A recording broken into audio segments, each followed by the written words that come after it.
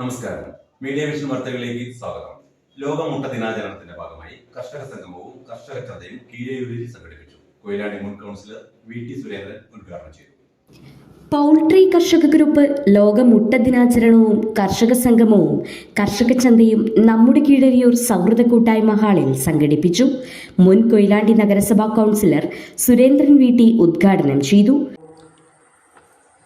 പക്ഷി മേഖലകളിലും അതോടൊപ്പം തന്നെ മറ്റ് മൃഗങ്ങൾ വളർത്തു മൃഗങ്ങളായാലും അതോടൊപ്പം നമ്മുടെ ഈ വന്യമൃഗ ജീവികളായാൽ പോലും അവർക്ക് സ്വൈര്യമായി ജീവിക്കാൻ പറ്റാവുന്ന തരത്തിലുള്ള ഒരു സാഹചര്യം ഇന്ന് നമ്മുടെ മേഖലകളിൽ ഉണ്ടായിക്കൊണ്ടിരിക്കുന്നില്ല. അവർക്ക് ആവശ്യമായ രീതിയിലുള്ള ഭക്ഷണ സാധനങ്ങളൊന്നും തന്നെ കിട്ടാതെ ഈ മേഖല തകർന്ന് തരിപ്പണമാകുന്ന സാഹചര്യം ഉണ്ടായിക്കൊണ്ടിരിക്കുന്നു.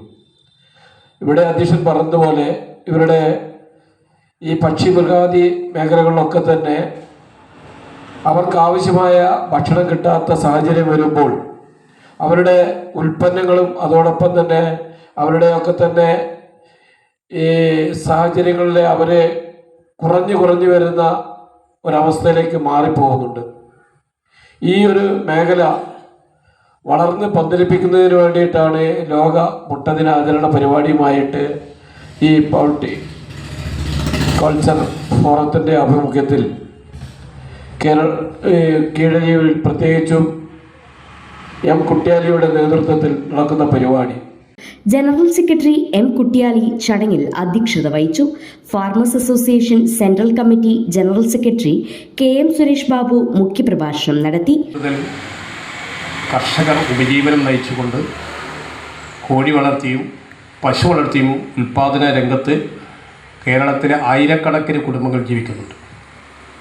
ആ കുടുംബങ്ങൾക്ക് ഒരു അത്താണിയായി ഗവൺമെൻറ് ഇത്തരം പരിപാടികൾ നിർബന്ധമായും സംഘടിപ്പിക്കണം എന്ന് ആണ് ഈ സംഘടനയോട് ആവശ്യപ്പെടാൻ. എൻ്റെ പ്രിയപ്പെട്ട സുഹൃത്ത് കുട്ടിയാലി ഒരു കാര്യം ഇവിടെ സൂചിപ്പിക്കും. ഞാൻ ആ പ്രവർത്തനത്തെക്കുറിച്ചൊന്നും ഇപ്പോൾ പറയുന്നില്ല. ഞങ്ങളുടെ സംഘടനയുടെ നേതൃത്വത്തിൽ ക്ഷീര കർഷകർക്കൊരു ഗ്രൂപ്പുണ്ട്. ക്ഷീര കർഷക വേദി പശു വളർത്തുന്ന കർഷകരെ ഗ്രൂപ്പാണ്. അതിൻ്റെ സംസ്ഥാന സമ്മേളനം കണ്ണൂരിൽ വെച്ച് നടന്നപ്പോൾ ഞങ്ങളുടെ ഉപദേശ സമിതിയുടെ ചെയർമാനായി പ്രവർത്തിക്കുന്ന സംസ്ഥാന മൃഗസംരക്ഷണ വകുപ്പിൻ്റെ അഡീഷണൽ ഡയറക്ടറായി റിട്ടയർഡ് ചെയ്ത ഡോക്ടർ KM. മോഹൻലാൽ അദ്ദേഹം ഞങ്ങളുടെ ഒരു നിർദ്ദേശം വെച്ചു. ഞാൻ കേരളത്തിൻ്റെ മൃഗസംരക്ഷണ വകുപ്പ് മന്ത്രി P. രാജുവിനെ നിരന്തരമായി സന്ദർശിച്ചിട്ട് ഈ ലൈസൻസ് ഭേദഗതി ചെയ്യാൻ, ഫാം ലൈസൻസിൽ ചട്ടം ഭേദഗതി ചെയ്യാൻ ആവശ്യപ്പെട്ടിട്ട് പോലും അതിൻ്റെ ഒരു ശ്രമകരമായ പ്രവർത്തനം അവരുടെ ഭാഗത്തുനിന്നുണ്ടാകും. പൗൾട്രി കോഴിക്കർഷകൻ മുരളി വിയൂർ, സമ്മിശ്ര കർഷക ശ്രീജ കൊളോർക്കണ്ടി എന്നിവരെ ആദരിച്ചു. വേലായുധൻ കീഴരിയൂർ, കൊല്ലൻകണ്ടി വിജയൻ, മുരളി വിയൂർ എന്നിവർ ആശംസകൾ അർപ്പിച്ച് സംസാരിച്ചു. ബാലകൃഷ്ണൻ P. സ്വാഗതവും ശ്രീജ കൊളോർക്കണ്ടി നന്ദിയും പറഞ്ഞു.